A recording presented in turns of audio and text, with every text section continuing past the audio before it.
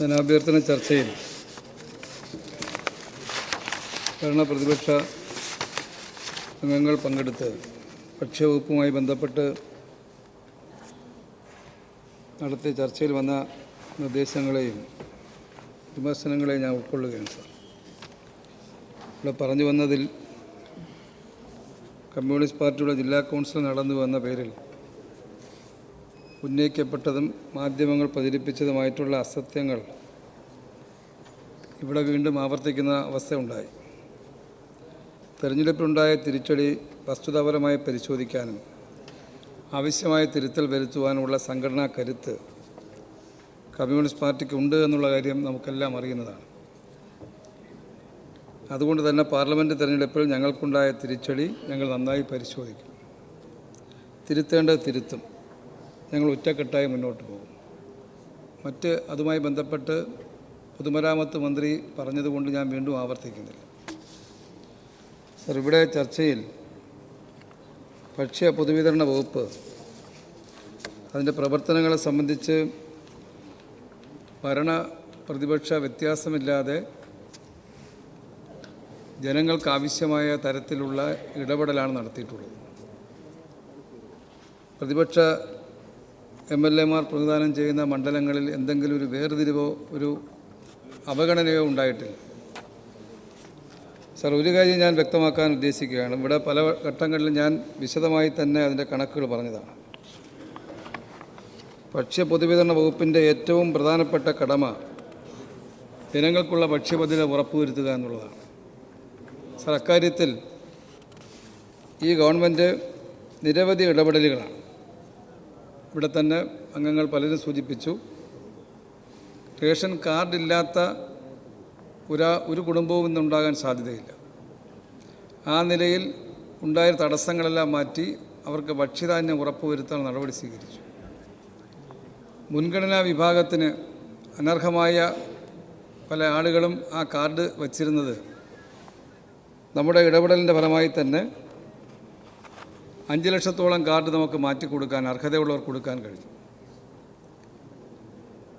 അതിദരിദ്രരെ കണ്ടെത്താൻ ഗവൺമെൻറ് എടുത്ത ശ്രമം, ആ അതിദരിദ്രരെ കണ്ടെത്തി അവർക്ക് കാർഡ് കൊടുക്കുന്ന കാര്യത്തെ, അവർക്ക് ഭക്ഷ്യധാന്യം ഉറപ്പാക്കുന്ന കാര്യത്തിൽ ഈ ഗവൺമെൻറ് ആ അംഗങ്ങൾക്ക് പരിപൂർണമായും കാർഡ് കൊടുക്കാൻ കഴിഞ്ഞിട്ടുണ്ടെന്നുള്ളതാണ്. സർ, ഇതുമായി ബന്ധപ്പെട്ടുള്ള ഈ പ്രവർത്തനങ്ങളിലെല്ലാം പ്രതിപക്ഷ MLA-മാർ പൂർണ്ണമായും സഹകരിച്ച അനുഭവമാണ് എനിക്ക് കാണാൻ കഴിഞ്ഞത്. അതിൻ്റെ വിതരണ കാര്യങ്ങളിൽ അതുമായി ബന്ധപ്പെട്ട എല്ലാ വിഷയങ്ങളിലും അവരുടെ എല്ലാം പൂർണ്ണ സഹകരണം ഉണ്ടായിട്ടുള്ളത് കൊണ്ട് അവർക്കറിയാം. എന്നാൽ ഇവിടെ 1-2 കാര്യങ്ങൾ ചർച്ചയ്ക്കിടയിൽ ഉയർന്നു വന്നത് സപ്ലൈകോയുടെ പേരിൽ നടന്ന തട്ടിപ്പെന്ന് പറഞ്ഞുകൊണ്ടൊരു വിഷയം ബഹുമാനപ്പെട്ട അങ്ങ് അവിടെ സൂചിപ്പിക്കുകയുണ്ടായി. സപ്ലൈകോയുമായി ബന്ധപ്പെട്ടൊരു തട്ടിപ്പുണ്ടായിട്ടില്ല. എന്നാൽ സപ്ലൈകോയുടെ വ്യാജ ലെറ്റർ ഹെഡ് ഉപയോഗിച്ച് തട്ടിപ്പ് നടത്തിയ സതീഷ് ചന്ദ്രൻ എന്ന വ്യക്തി സപ്ലൈകോയിലെ മുൻ ജീവനക്കാരനായിരുന്നു. 2016 8-ാം മാസം 31-ന് അയാൾ ആ സർവീസിൽ നിന്ന് വിരമിച്ച ആളാണ്. സപ്ലൈകോയുടെ പർച്ചേസ് ഓർഡർ ആണെന്ന് തെറ്റിദ്ധരിച്ചാണ് ചില കമ്പനികൾ ചോളം നൽകിയത്. അതിൻ്റെ പണം കൊടുക്കാത്ത വിഷയവുമായി ബന്ധപ്പെട്ട് സപ്ലൈകോയിൽ തിരക്കുമ്പോഴാണ് ഇങ്ങനൊരു സംഭവം അറിയുന്നത്. സപ്ലൈകോ അതിനനുസരിച്ച് തന്നെ പോലീസിൽ പരാതിപ്പെടുകയും അതിൻ്റെ അടിസ്ഥാനത്തിലാണ് സതീഷ് ചന്ദ്രനെ അറസ്റ്റ് ചെയ്തത്. ആ അറസ്റ്റ് ചെയ്യുക മാത്രമല്ല, അതിൻ്റെ അന്വേഷണം ഗൗരവമായി നടന്നു വരികയാണ്. ഇതിൽ സപ്ലൈകോയ്ക്ക് സാമ്പത്തികമായ ഒരു ബാധ്യതയോ നഷ്ടമോ ഒന്നും ഉണ്ടായിട്ടില്ല. എന്നാൽ സപ്ലൈകോയുടെ വ്യാജ ലെറ്റർ പേഡ് ഉപയോഗിച്ച ഒരു സംഭവത്തിനെയാണ് ഈ സഭയിൽ സപ്ലൈകോയുടെ അഴിമതിയായി താങ്കൾ ചിത്രീകരിച്ചത്. അതിൻ്റെ വസ്തുത ഇതാണെന്നുള്ളവരും അറിഞ്ഞിരിക്കണം. മറ്റൊരു കാര്യം ഇവിടെ വന്നതിൽ സർ, കോവിഡ് കിറ്റ് കമ്മീഷനുമായി ബന്ധപ്പെട്ടൊരു കാര്യമാണ്. കോവിഡ് കാലയളവിലും തുടർന്നും സംസ്ഥാനത്തെ കാർഡുടമകൾക്ക് റേഷൻ കടകൾ വഴി സൗജന്യമായി ഭക്ഷ്യക്കിറ്റുകൾ നൽകിയിരുന്നു. ആകെ 13 തവണയാണ് സൗജന്യ കിറ്റുകൾ വിതരണം ചെയ്തത്. ഇത് പലതവണ ഈ സഭയിൽ ചർച്ച വന്ന വിഷയമാണ്. കിറ്റ് കമ്മീഷനായി 3 തവണകളിലായി 14.88 കോടി രൂപ റേഷൻ വ്യാപാരികൾക്ക് വിതരണം ചെയ്തിട്ടുണ്ട്. എന്നാൽ തുടർന്നുള്ള കിറ്റുകളുടെ വിതരണം റേഷൻ വ്യാപാരികൾ ഒരു സേവനമായി കാണണമെന്നാണ് സർക്കാർ അവരോട് നിർദ്ദേശിച്ചത്. എന്നാൽ അതിനോട് യോജിക്കാതെ ചില റേഷൻ വ്യാപാരികൾ ഇതിനെതിരെ കോടതിയെ സമീപിക്കുകയും വ്യാപാരികൾക്ക് അനുകൂലമായ വിധി സമ്പാദിക്കുകയും ചെയ്തിട്ടുണ്ട്. നിലവിലെ കോടതി വിധി നടപ്പാക്കുന്നതിന് ഏകദേശം 34 കോടി രൂപ സർക്കാർ കണ്ടെത്തേണ്ടതുണ്ട്. സാമ്പത്തിക സ്ഥിതി മെച്ചപ്പെടുന്നതിനനുസരിച്ച് തുക റേഷൻ വ്യാപാരികൾക്ക് നൽകണമെന്നാണ് സർക്കാർ ഉദ്ദേശിക്കുന്നത്. സാർ, വിധി നടപ്പാക്കുന്നതിന് കൂടുതൽ സമയം ആവശ്യപ്പെട്ട് അഡ്വക്കേറ്റ് ജനറലിന് കത്തും വകുപ്പ് നൽകിയിട്ടുണ്ട് എന്നുള്ള കാര്യം ഈ സഭയെ അറിയിക്കുകയാണ്. സാർ, മറ്റൊന്ന്, ഒരു പ്രധാന വിമർശനമായി വന്നത് നെല്ല് സംഭരണവുമായി ബന്ധപ്പെട്ടാണ്. സാർ, രാജ്യത്തെ ഏറ്റവും മികച്ച നിലയിൽ നെല്ല് സംഭരണ പദ്ധതി നടപ്പാക്കുന്ന സംസ്ഥാനമാണ് കേരളം. ഇന്ന് രാവിലെയും അതുമായി ബന്ധപ്പെട്ട സബ്മിഷന് ഈ സഭയിൽ ഞാൻ മറുപടി പറഞ്ഞതാണ്. ഇന്ത്യയിലെ മറ്റ് സംസ്ഥാനങ്ങളിൽ നിന്ന് വിഭിന്നമായി കർഷകർ ഉൽപ്പാദിപ്പിക്കുന്ന നെല്ല് പരിപൂർണമായി സംഭരിക്കുകയാണ് കേരളത്തിൽ. ഒരു നിയന്ത്രണവും വച്ചിട്ടില്ല. നെല്ലിന് രാജ്യത്ത് ഏറ്റവും ഉയർന്ന സംഭരണ വിലയായ 28 രൂപ 20 പൈസ നൽകി വരികയാണ്. കേന്ദ്ര സർക്കാർ നൽകുന്ന താങ്ങുവിലയായ 21 രൂപ 83 പൈസയ്ക്ക് പുറമെ 6 രൂപ 37 പൈസ സംസ്ഥാന പ്രോത്സാഹന ബോണസായി നൽകിക്കൊണ്ടാണ് ഇത് സാധ്യമാക്കുന്നത്. സാർ, ഇത് 2023-24 നെല്ല് സംഭരണം സംസ്ഥാനത്ത് പൂർത്തിയായി വരികയാണ്. ഇവിടെ ചില അംഗങ്ങൾ സൂചിപ്പിച്ചത് ദീർഘവർഷമായി പണം കൊടുക്കാനുണ്ടെന്നാണ്. അത് തെറ്റായ ധാരണയാണെന്നുള്ളത് കൊണ്ടാണ് ഞാൻ അതിൻ്റെ വസ്തുത വിശദീകരിക്കുന്നത്. നാളിതുവരെ കഴിഞ്ഞ ഒരു വർഷത്തെ നാളിതുവരെ 1,97,671 കർഷകരിൽ നിന്നായി 5,57,000 ലക്ഷം മെട്രിക് ടൺ നെല്ല് സംഭരിക്കുകയാണുണ്ടായത്. ഇതിൻ്റെ വിലയായത് 1,578 കോടി 60 ലക്ഷം രൂപയാണ്. ഇതിൽ 1,130.69 കോടി രൂപ PRS വായ്പയായി കർഷകർക്ക് നൽകിയിട്ടുണ്ട്. സങ്കീർണമായ നിരവധി പ്രശ്നങ്ങളെ മറികടന്നുകൊണ്ടാണ് സർക്കാർ പരമാവധി മികച്ച നിലയിൽ ഈ പദ്ധതി നടപ്പാക്കി വരുന്നത്. സംഭരിക്കുന്ന നെല്ല് സംസ്കരിച്ച്, ഞാൻ നേരത്തെ ഇവിടെ പറഞ്ഞതാണ്, അരിയാക്കി റേഷൻ കടകൾ വഴി ഗുണഭോക്താവിന് വിതരണം ചെയ്തതിന് ശേഷം മാത്രമേ താങ്ങുവിലയുടെ ക്ലെയിം കേന്ദ്ര സർക്കാരിന് സ്വീകരിക്കുകയുള്ളവർ. സംഭരണ വില കർഷകന് ലഭിക്കാനുണ്ടാകുന്ന കാലതാമസത്തെ മറികടക്കുന്നതിന് വേണ്ടിയാണ് ബാങ്കുകളുടെ സഹായത്തോടെ PRS വായ്പ ആരംഭിച്ചത്. നെല്ല് സംഭരിച്ച വകയിൽ കേന്ദ്രത്തിൽ നിന്നും 1,079 കോടിയോളം രൂപ ലഭിക്കാനുണ്ട്. സംസ്ഥാന സർക്കാരിൽ നിന്നും അതുപോലെ ഏകദേശം അതിനടുത്ത തുക ലഭിക്കാനുമുണ്ട്. സപ്ലൈകോയ്ക്ക് കുടിശ്ശിക സമയബന്ധിതമായി ലഭിക്കാത്തത് മൂലം പുതിയ വായ്പകൾ നൽകുന്നതിന് ബാങ്കുകൾ വിസമ്മതിക്കുന്ന ഒരു സ്ഥിതി ഉണ്ടായിട്ടുണ്ട്. മെയ് മാസത്തിന് ശേഷം സംഭരിച്ച നെല്ലിൻ്റെ പണം മാത്രമാണ് കൊടുക്കാനുള്ളത്. അത് എത്രയും പെട്ടെന്ന് കൊടുത്തു തീർക്കാനുള്ള നടപടിയിലാണ് സപ്ലൈകോയും ഗവൺമെൻറ്. സാർ, ഇവിടെ പൊതുവിൽ വന്ന ചർച്ചയിൽ തന്നെ ഒരു കാര്യം ഞാൻ ഈ സഭയുടെ ശ്രദ്ധയിൽ കൊണ്ടുവരുന്നത്, നമ്മുടെ സംസ്ഥാനത്തെ ഒരു വളരെ പ്രധാനപ്പെട്ട ഒരു പൊതുമേഖലാ സ്ഥാപനമാണ് സപ്ലൈകോ. സപ്ലൈകോ സാമാന്യം നന്നായി തന്നെ മാർക്കറ്റിൽ ഇടപെടുകയും വില കുറച്ച് സാധനങ്ങൾ ജനങ്ങൾക്ക് ലഭ്യമാക്കാനുള്ള സൗകര്യമൊരുക്കുകയാണ്. കഴിഞ്ഞ 10 മാസക്കാലമായി സപ്ലൈകോയുടെ വിറ്റുവരവിൽ വലിയ തോതിലുള്ള കുറവാണ് ഉണ്ടായിട്ടുള്ളത്. അത് കുറേയേറെ വ്യാജമായ പ്രചരണം വല്ലാതെ ആ പൊതുമേഖലാ സ്ഥാപനത്തെ തകർക്കുന്ന അവസ്ഥയിലേക്ക് എത്തിയിട്ടുണ്ട്. വസ്തുതകൾ ഞാൻ പറയട്ടെ, നിങ്ങൾ എന്തിനു വേണ്ടിയാണ് ഇതെല്ലാം ഉപയോഗിക്കണമെന്ന് എനിക്ക് നന്നായിട്ട് അറിയാമല്ലോ. ഞാനതൊന്നും അറിയാത്ത ആളല്ലല്ലോ. അതിൽ കുറച്ച് ഗവൺമെൻറ് സപ്ലയർമാർക്ക്, വിതരണക്കാർക്ക് പണം കൊടുക്കാനുള്ളതൊരു വസ്തുത തന്നെയാണ്. എന്നാൽ നിങ്ങൾ അറിഞ്ഞിരിക്കേണ്ടത്, കഴിഞ്ഞ ഓണക്കാലത്ത് 6,28 ലക്ഷം രൂപയുടെ വിൽപ്പനയാണ് സപ്ലൈകോയിൽ ആ ഓണ സീസണിൽ മാത്രം വിറ്റത്. ആ സീസണിൽ വിറ്റതിൽ 1,97 ലക്ഷം രൂപയുടേതാണ് സബ്സിഡി ഉൽപ്പന്നങ്ങൾ. 6,28 1,97 ലക്ഷം രൂപയുടേതാണ് സബ്സിഡി ഉൽപ്പന്നങ്ങൾ. ബാക്കി 4,31 ലക്ഷം രൂപയുടെ നോൺ സബ്സിഡി ഉൽപ്പന്നങ്ങളാണ് വിറ്റത്. ഞാനീ പറഞ്ഞത്, സപ്ലൈകോയിൽ നോൺ സബ്സിഡി ഉൽപ്പന്നങ്ങൾ 5 മുതൽ 30% വില കുറച്ചാണ് കൊടുക്കുന്നത്. നമ്മുടെ നാട്ടിലെ മാധ്യമങ്ങളുടെയും ഒക്കെ കൂടെ പ്രചരണം വന്ന് വല്ലാത്ത പ്രചരണം വന്നപ്പോൾ സബ്സിഡി മാത്രം കിട്ടുന്ന ഒരു കേന്ദ്രമാണ് എന്ന നിലയിലേക്ക് ആളുകളുടെ മനസ്സിലേക്ക് ഒരു സന്ദേശമാണ് എത്തിയത്. അപ്പോൾ സബ്സിഡി ഉൽപ്പന്നങ്ങൾ വാങ്ങിയാൽ മറ്റു ഉൽപ്പന്നങ്ങൾ വാങ്ങില്ല, വലിയ വില വർധനവാണ്, മാർക്കറ്റിലെ വിലയേക്കാൾ വലിയ വില വർധനവാണ് എന്നൊക്കെയുള്ള പ്രചരണമാണ്. ആ കാലയളവിൽ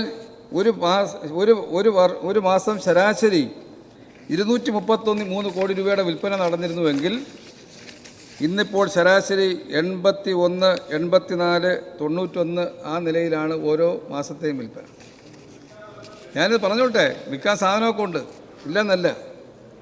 വിൻസെൻറ്റിന് ഇത് പറയാം. കാര്യം വിൻസെൻ്റ് ഒരു പൊതുമേഖലാ സ്ഥാപനത്തിലെ ജീവനക്കാരുടെ യൂണിയൻ്റെ നേതാവാണ്. വിൻസെൻ്റ് അറിയേണ്ടുന്നത് അതിനകത്ത് പ്രവർത്തിക്കുന്നവരും അതുമായി ബന്ധപ്പെട്ട് നേരത്തെ ഈ സഭയിൽ തന്നെ ചർച്ച വന്നല്ലോ. 5% ആളുകൾ പോലും ആശ്രയിക്കാത്ത കേന്ദ്രമെന്നുള്ള ചർച്ച ഇവിടെ ഉണ്ടായല്ലോ. ഇവിടെ പറഞ്ഞല്ലോ 40 ലക്ഷത്തോളം കുടുംബങ്ങൾ പ്രതിമാസം ആ സ്ഥാപനത്തിൽ നിന്ന് സാധനം വാങ്ങിപ്പോകുന്നുണ്ട്. ഈ കുറവുകളും ഇന്നത്തെ ഗവൺമെൻറ് സാമ്പത്തികമായിട്ടുള്ള പ്രയാസങ്ങളും മാറി വരുന്ന മുറയ്ക്ക് സപ്ലൈകോയുടെ വിൽപ്പനയിൽ വലിയ തോതിൽ മാറും. എന്നാൽ സബ്സിഡി ഉൽപ്പന്നങ്ങൾക്ക് പുറമെ മറ്റുൽപ്പന്നങ്ങൾ ന്യായവിലയ്ക്ക് ലഭിക്കുന്നൊരു കേന്ദ്രം നമ്മുടെ മാർക്കറ്റിലെ വിലവർധനവ് തടയാൻ ഫലപ്രദമായി ഇടപെടുന്ന ഒരു സ്ഥാപനമെന്ന നിലയിൽ അതിനെ പ്രോത്സാഹിപ്പിക്കാൻ ആവശ്യമായ ഒരു സമീപനം നിങ്ങളിൽ നിന്നുണ്ടാകുമെന്ന് ഞാൻ പ്രതീക്ഷിക്കുകയാണ്. സാർ, ഞാൻ മറ്റൊന്നും പറയുന്നില്ല. ഭക്ഷ്യവകുപ്പിനെക്കുറിച്ചുള്ള ചർച്ചകളിൽ ഞാൻ പ്രതീക്ഷിച്ചത് കേന്ദ്ര ഗവൺമെൻറ്റിൻ്റെ കഴിഞ്ഞ 10 വർഷത്തെ നിലപാടെന്താ? കേരളത്തിലെ ജനങ്ങൾക്ക് മുൻപ് ലഭിച്ചിരുന്ന 2013 മുമ്പ് ലഭിച്ചിരുന്ന 16 ലക്ഷം മെട്രിക് ടൺ ധാന്യം ലഭിച്ചിരുന്ന സ്ഥാനത്ത് അതിൽ 2 ലക്ഷം മെട്രിക് ടൺ ധാന്യം കുറച്ചതിനെ സംബന്ധിച്ച് ഞാൻ പറയുന്നില്ല ആരാണോ എന്തെന്നൊന്നും. പക്ഷേ അത് പുനഃസ്ഥാപിക്കണമെന്ന ആവശ്യം ഈ സഭ തന്നെ ഏകണ്ഠമായി ആവശ്യപ്പെട്ടതല്ലേ? കേന്ദ്ര ഗവൺമെൻറ് അതിനോട് എന്തെങ്കിലും ഒരു അനുകൂല നിലപാട് സ്വീകരിച്ചോ? നമുക്ക് ലഭിച്ചിരുന്ന അരിയാണെങ്കിലും ഗോതമ്പാണെങ്കിലും മണ്ണെണ്ണയാണെങ്കിലും പഞ്ചസാരയാണെങ്കിലും ഇതെല്ലാം വെട്ടിക്കുറയ്ക്കുകയല്ലേ? ഇങ്ങനെ നമുക്ക് ലഭിച്ചുകൊണ്ടിരുന്ന ആ ക്വാണ്ടിറ്റി വെട്ടിക്കുറയ്ക്കുമ്പോൾ ആ ക്വാണ്ടിറ്റി വെട്ടിക്കുറയ്ക്കുന്നതിനെതിരെ ഒരു വാക്ക് പറയാൻ തയ്യാറാകണ്ടേ? ഞാൻ പ്രതീക്ഷിച്ചത് ഇന്നത്തെ പ്രതിപക്ഷത്തിൻ്റെ ചർച്ചയിൽ ഈ പ്രതികൂല കാലാവസ്ഥയിലും കേരളത്തിലെ പൊതുവിതരണ രംഗം രാജ്യത്തിന് മാതൃകയായിട്ടുള്ള നിരവധി പ്രവർത്തനങ്ങൾ നടത്തുന്നതിനെ സംബന്ധിച്ച് ഒരു വാക്ക് പറയുമെന്നാണ്. കേന്ദ്ര ഗവൺമെൻറ്റിന് ആ നയങ്ങളെ ചോദ്യം ചെയ്യാൻ ഈ സഭയിലും കഴിയുന്നില്ല. പാർലമെൻറ്റിലേക്ക് 5 വർഷം വരുന്ന എംപിമാരുടെ റോൾ എന്താ? ഇപ്പം വീണ്ടും അവർ ജയിച്ചല്ലോ.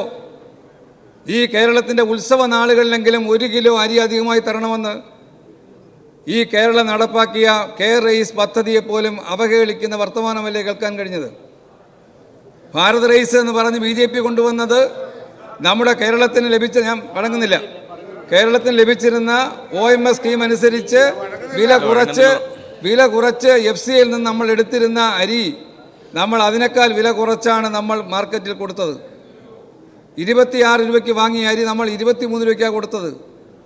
കേന്ദ്ര ഗവൺമെൻറ് ആ 26 രൂപയുടെ അരി 18 രൂപ 89 പൈസയ്ക്ക് അവർക്ക് വേണ്ടപ്പെട്ട നാഫെഡ് പോലെയുള്ള സ്ഥാപനങ്ങൾക്ക് കൊടുത്ത് 29 രൂപയ്ക്ക് മാർക്കറ്റിൽ ഭാരത് റൈസ് എന്ന് വന്ന് വിൽപ്പന നടത്തുന്നതിനെ ചോദ്യം ചെയ്യാനോ വിമർശിക്കാനോ തയ്യാറാകുന്നതിന് പകരം 41 രൂപ വിലയ്ക്ക് വാങ്ങുന്ന ഉച്ചഭക്ഷണത്തിന് ഉപയോഗിക്കുന്ന ചമ്പാവരി കേരളത്തിലെ സപ്ലൈകോ ഔട്ട്ലെറ്റിലൂടെ 30 രൂപ നിരക്കിൽ കൊടുക്കുന്ന കേരളത്തിലെ ഗവൺമെൻറ്റിനെയാണ് ഇവർക്ക് വിമർശിക്കാൻ സമയം.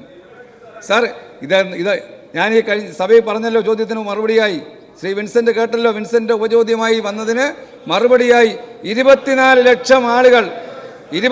ലക്ഷം ആളുകൾ ഈ കഴിഞ്ഞ 4 മാസത്തിനുള്ളിൽ സപ്ലൈകോ ഔട്ട്ലെറ്റിലൂടെ കെയർ റൈസ് വാങ്ങിയതിൻ്റെ കണക്കുകളല്ലേ ഞാനിവിടെ പറഞ്ഞത്. കേരളത്തിലെ ഏത് സപ്ലൈകോ ഔട്ട്ലെറ്റിലും എന്ന് പോയാലും കെയർ റൈസ് എന്ന 5 കിലോ ചമ്പാവരി കിട്ടാൻ 30 രൂപയ്ക്ക് 5 കിലോ ചമ്പാവരി കിട്ടാൻ ഒരു പ്രയാസവുമില്ല. ഇതെല്ലാം പറഞ്ഞ് ഈ പൊതുമേഖലാ സ്ഥാപനത്തെ തകർക്കാൻ ഇവരോടൊപ്പം നിൽക്കുന്ന ചിലരുമായി ശ്രമിച്ചത് കുറച്ച് വിജയം കണ്ടു എന്നുള്ള ഒരു യാഥാർത്ഥ്യമാണ്. അതാണ് ഞാൻ ഈ കണക്ക് പറഞ്ഞത്. നിങ്ങളുടെ വിമർശനം ഉണ്ടല്ലോ, തേജോവധം, അത് കുറച്ച് ഗുണപ്പെട്ടു നിങ്ങൾക്ക്. കാരണം എന്താ? ഒരു പൊതുമേഖലയെ സംരക്ഷിക്കുക എന്നുള്ളത് ഇടതുപക്ഷ നയമാണ്. അതുകൊണ്ടാണ് കേരളത്തിലെ പൊതുസംരംഭങ്ങളെ സംരക്ഷിക്കാൻ ആവശ്യമായ നടപടി സ്വീകരിക്കുന്നത്. സപ്ലൈകോയുടെ ഔട്ട്ലെറ്റുകൾ ഈ ഗവൺമെൻറ് വന്നതിന് ശേഷം 90 ഔട്ട്ലെറ്റുകൾ അപ്പുറത്തിരിക്കുന്ന ആളുകളുടെ മണ്ഡലത്തിലടക്കം. ഇതാ ഈ വരുന്ന അടുത്ത ആഴ്ച മലപ്പുറത്ത് നമ്മുടെ MLA മണ്ഡലത്തിൽ 2 ഔട്ട്ലെറ്റ് ഉദ്ഘാടനം ചെയ്യാൻ പോവുകയാണ്. 90 ഔട്ട്ലെറ്റുകൾ പുതിയതുമായി തുടങ്ങാൻ കഴിഞ്ഞിട്ടുണ്ട്. ഒരു ഔട്ട്ലെറ്റും പൂട്ടിയിട്ടില്ല, ഒരു തൊഴിലാളിയും പിരിച്ചു വിട്ടിട്ടില്ല. പരമാവധി മെച്ചപ്പെടുത്താനുള്ള നടപടിയാണ് ഗവൺമെൻറ് സ്വീകരിക്കുന്നത്. സാർ, ഞാൻ ഈ പറഞ്ഞു വന്നത് കേരളത്തിലെ പൊതുവിതരണ കേന്ദ്രങ്ങളിൽ ആരുമേ പോകുന്നില്ല.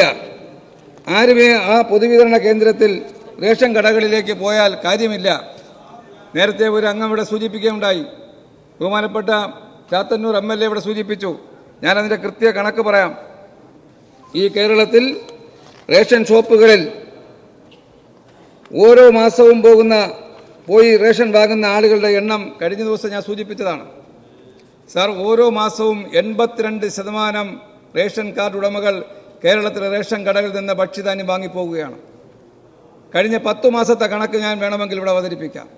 ഇത് ഞാൻ അവതരിപ്പിക്കേണ്ട കാര്യമില്ല, എല്ലാവർക്കും സൈറ്റിലൂടെ മനസ്സിലാക്കാൻ കഴിയും. സാർ, അത് അങ്ങനെ കേരളത്തിലെ റേഷൻ കടകളിൽ ഈ മാസം തന്നെ നമ്മുടെ റേഷൻ കടകളിലൂടെ 37 ലക്ഷം കുടുംബങ്ങൾ ഈ മാസം ഇന്നലെ വരെ റേഷൻ കടകളിൽ നിന്ന് അരി സാധനങ്ങൾ വാങ്ങിയിരിക്കും. ഈ കടകളിൽ ക്വാളിറ്റിയുള്ള റേഷൻ ഉൽപ്പന്നങ്ങൾ കൊടുക്കുന്ന തരത്തിലേക്ക് മാറിക്കൊണ്ടിരിക്കുകയാണ്. അതുകൊണ്ടാണ് കേരളത്തിൽ റേഷൻ കടകളിൽ BPL ഫാമിലി ആയിട്ടുള്ള AAY കാർഡുകാരായിട്ടുള്ള 98-99% പേർ കൃത്യമായി വാങ്ങിപ്പോകുന്നത്. ടോട്ടൽ ശതമാനം എടുക്കുമ്പോൾ വെള്ള കാർഡുകാർ വാങ്ങുന്നത് കുറവായതുകൊണ്ടാണ് 82-83% മാറുന്നത്. അങ്ങനെ കേരളത്തിലെ പൊതുവിതരണ രംഗം വളരെ ഫലപ്രദമായി നടക്കുന്നു. ആ ഫലപ്രദമായി നടക്കുന്ന നാട്ടിലെ പ്രചരണം എന്താ? നാട്ടിലെ പ്രചരണം റേഷൻ കടയിലെ വ്യാപാരികൾക്ക്, ലൈസൻസുകൾക്ക് കമ്മീഷൻ കൊടുക്കുന്നില്ല. ഇവിടെ ഇപ്പോൾ ചർച്ചയിൽ വന്നു. 10 മാസമായി 15 മാസമായി എന്നൊക്കെയാണ് ആളുകളുടെ ധാരണ. സാർ, കഴിഞ്ഞ മാസം ഒഴികെയുള്ള കഴിഞ്ഞ മെയ് മാസം ഒഴികെയുള്ള മുൻ മാസങ്ങളിൽ പരിപൂർണമായും റേഷൻ വ്യാപാരികൾക്കും റേഷൻ സാധനങ്ങൾ കൊണ്ടുകൊടുക്കുന്ന ട്രാൻസ്പോർട്ടേഷൻ കമ്പനികൾക്കും അവർക്ക് കൊടുക്കാനുള്ള ആ വേതനം അല്ലെങ്കിൽ അവർക്ക് കൊടുക്കാനുള്ള പൈസ കൃത്യമായി ഗവൺമെൻറ് കൊടുത്തിട്ടുണ്ട്. പക്ഷേ നാട്ടിൽ പ്രചരണം എന്താ? എല്ലാ ദിവസവും പത്രങ്ങളിൽ വാർത്തയാണ്, എല്ലാ ദിവസങ്ങളിലും പത്രങ്ങൾ വാർത്തയാണ്. അതിൻ്റെ ഫലമായിട്ടോ നാട്ടിലെ ആളുകളുടെ ധാരണ റേഷൻ കടയിലിരുന്ന് സാധനം കൊടുക്കുന്ന ആളിന് കമ്മീഷൻ കൊടുക്കുന്നില്ല, കൊണ്ടുപോകുന്ന ലോറികൾക്ക് അവൻ്റെ വേതനം കൊടുക്കുന്നില്ല. ഈ പ്രചരണം നടത്തി കേരളത്തെ പൊതുവിതരണ രംഗത്തെ വല്ലാതെ തകർക്കുന്ന നിലപാടിൽ നിന്ന് ഇവർ പിന്തിരിയണമെന്നാണ് എനിക്ക് അഭ്യർത്ഥിക്കാനുള്ളത്. ഇത് കേരളത്തിലെ ഇടതുപക്ഷ കുടുംബങ്ങളെ മാത്രമല്ല, കേരളത്തിലെ മുഴുവൻ കുടുംബങ്ങളെയും ആശ്രയിക്കുന്ന ഒരു കേന്ദ്രമെന്ന നിലയിൽ അതിനെ മെച്ചപ്പെടുത്താൻ K-സ്റ്റോർ അടക്കമുള്ള, ഒപ്പം പദ്ധതി അടക്കമുള്ള നിരവധിയായ പദ്ധതികൾ ഈ കാലയളവിൽ നടപ്പാക്കിയിട്ടുണ്ട്. അങ്ങനെ നടപ്പാക്കിയതിൻ്റെ ഫലമായി റേഷൻ വ്യാപാര രംഗത്ത് കൂടുതൽ മെച്ചപ്പെട്ട സാഹചര്യം ഉണ്ടാക്കാൻ കഴിഞ്ഞിട്ടുണ്ട് സാർ. അതുകൊണ്ട് അത്തരം പ്രവർത്തനങ്ങളിൽ കൂടുതൽ മെച്ചപ്പെട്ട സാഹചര്യം ഒരുക്കാനുള്ള നടപടികളുമായി മുന്നോട്ട് പോകുന്ന പൊതുവിതരണ രംഗത്തെ ആവശ്യമായിട്ടുള്ള ധനാഭ്യർത്ഥനയിൽ പറഞ്ഞിരിക്കുന്ന തുക കൃത്യമായി അനുവദിച്ച് നൽകണമെന്നാണ് എനിക്ക് സൂചിപ്പിക്കാനുള്ളത്. അതോടൊപ്പം ഒരു കാര്യം കൂടി, ആ കിട്ടുന്ന തുക കൃത്യസമയത്ത് തന്നെ ലഭ്യമാക്കാൻ ആവശ്യമായ നടപടികൾ ഉണ്ടാകണമെന്ന് കൂടി അഭ്യർത്ഥിച്ചുകൊണ്ട് ഈ ധനാഭ്യർത്ഥനയോട് സൂചിപ്പിക്കുന്നു.